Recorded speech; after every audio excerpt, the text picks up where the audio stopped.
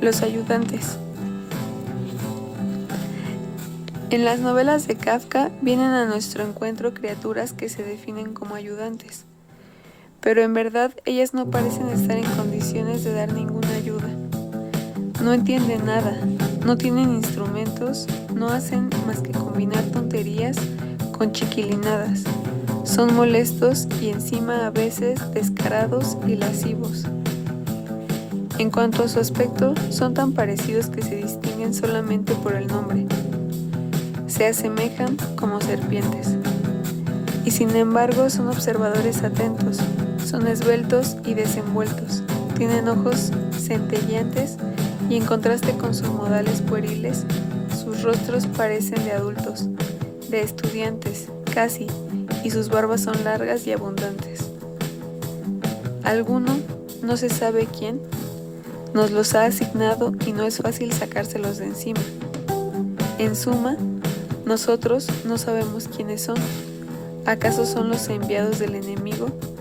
Lo cual explicaría por qué no hacen otra cosa que apostarse y espiar.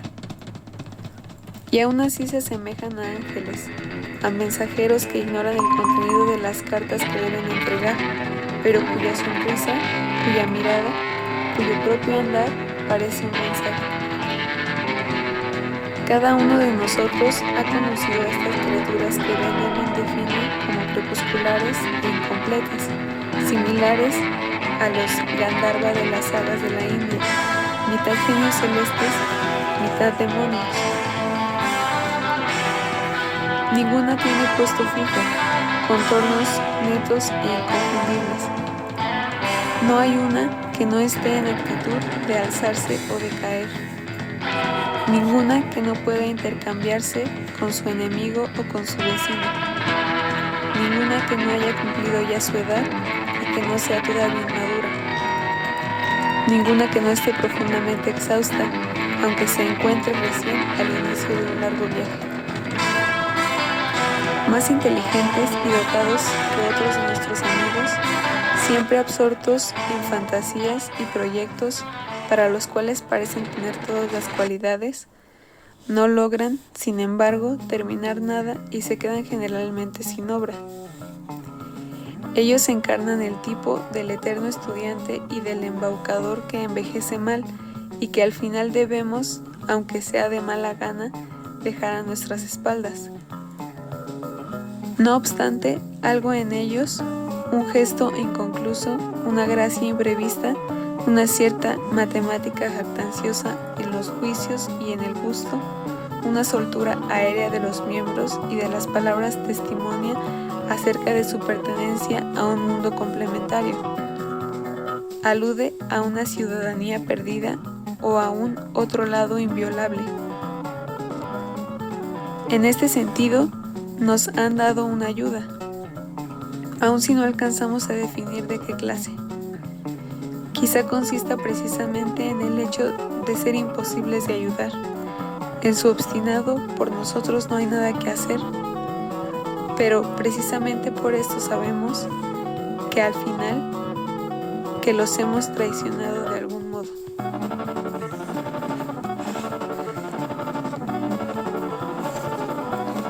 ¿Acaso porque el niño es un ser incompleto, la literatura para la infancia está llena de ayudantes, seres paralelos y aproximativos, demasiado pequeños o demasiado grandes, gnomos, larvas, gigantes buenos, hadas y genios, caprichosos, grillos y caracoles que hablan, borrigos que cagan dinero y otras criaturitas encantadas que en el momento del peligro logran por milagro sacar del problema a la buena princesita o a Juan sin miedo.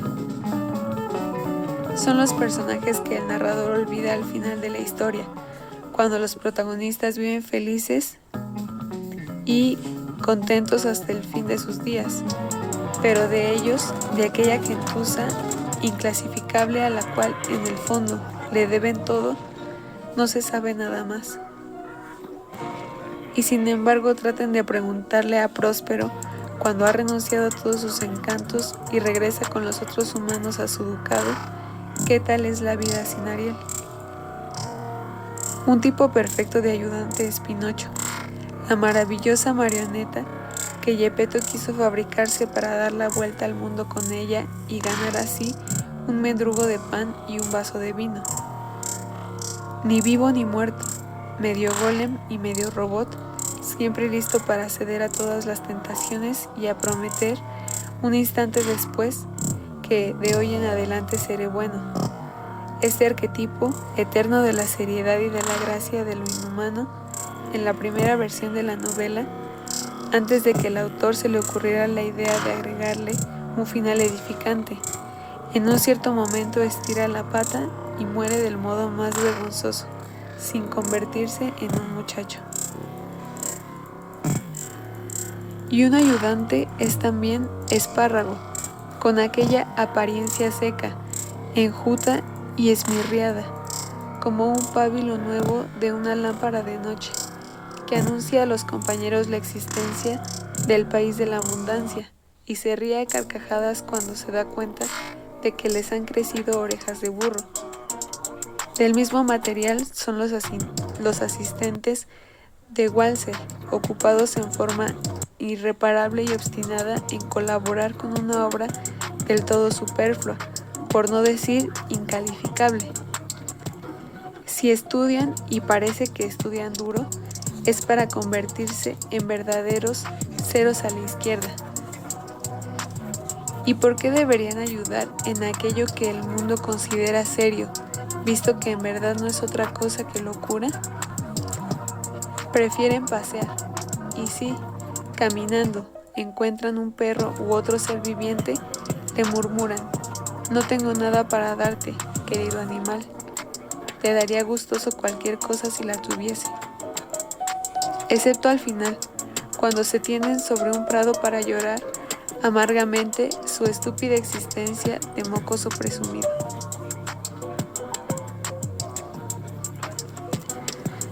Incluso entre las cosas existen ayudantes. Quien no conserva estos objetos inútiles, mitad recuerdo, mitad talismán, de los cuales se avergüenza un poco, pero a los cuales no quisiera por nada del mundo renunciar.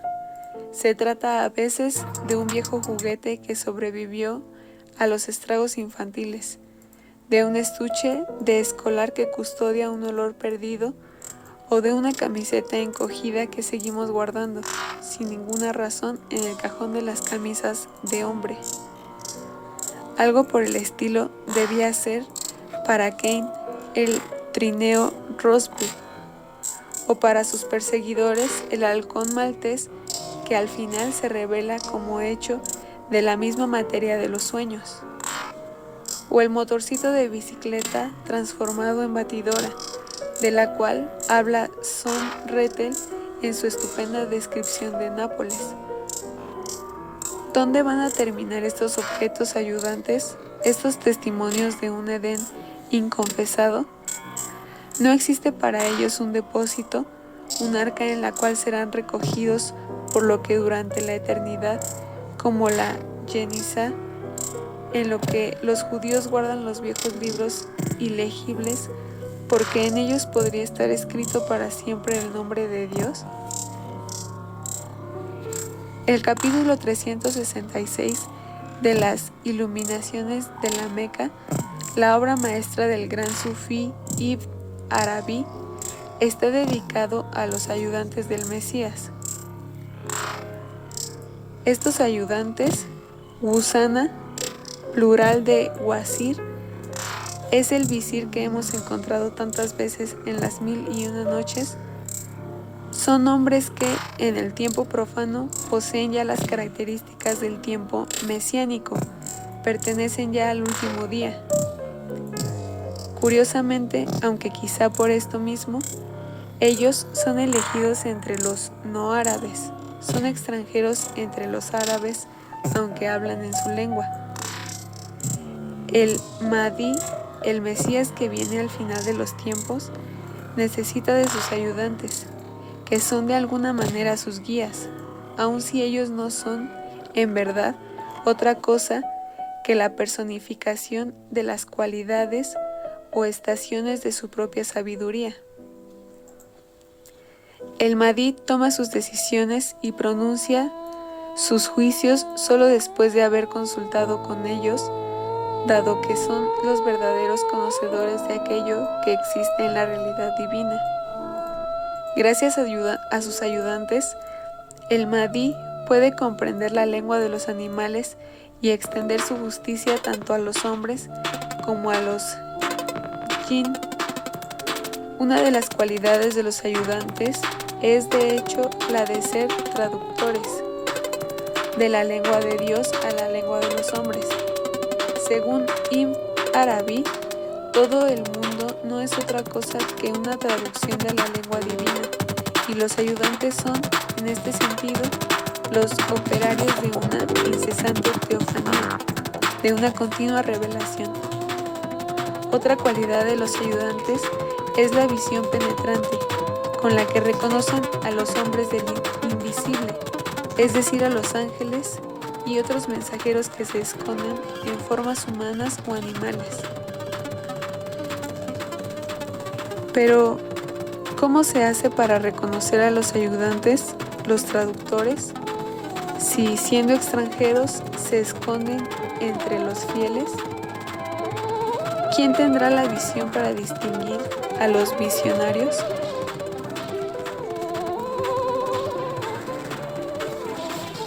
Una criatura intermedia entre los gusana y los ayudantes de Kafka es el hombrecito jorobado que Benjamin evoca en sus recuerdos infantiles.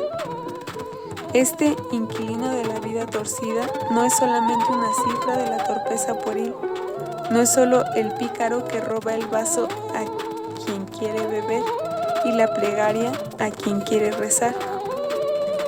Antes que nada, quien lo mira pierde la capacidad de prestar atención a sí mismo y al hombrecito.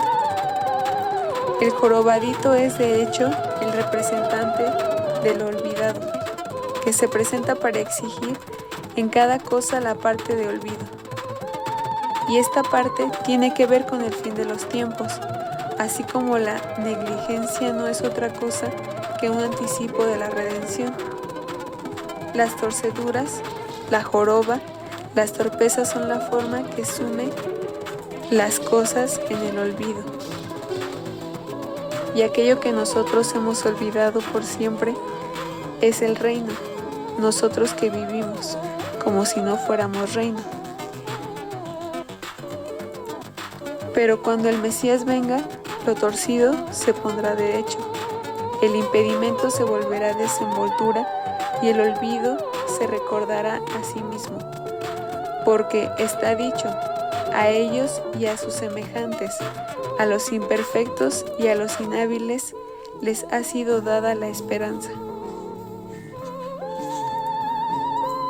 La idea de que el reino esté presente en el tiempo profano, en formas viscas y torcidas, que los elementos del estado final se escondan precisamente en aquello que hoy aparece como infame y digno de burla, que la vergüenza, en suma, tenga secretamente algo que ver con la gloria, es un profundo tema mesiánico. Todo aquello que ahora nos aparece como canallesco e inepto es la prenda que deberemos rescatar en el último día, y quien nos guiará hacia la salvación será precisamente el compañero que se ha perdido por el camino. Es su rostro el que reconoceremos en el ángel que hace sonar la trompeta o en aquel que, distraído, deja caer de su mano el libro de la vida. La gota de luz que aflora en nuestros defectos y en nuestras pequeñas aflicciones no era otra cosa sino la redención.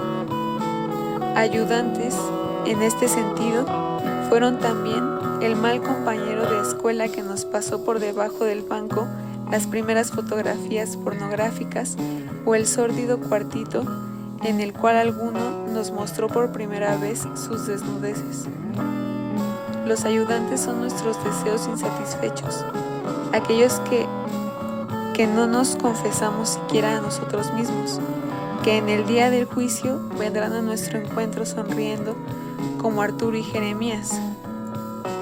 Ese día alguno nos descontará nuestros rubores como pagarés para el paraíso. Reinar no significa cumplir con todo, significa que lo incumplido es aquello que permanece.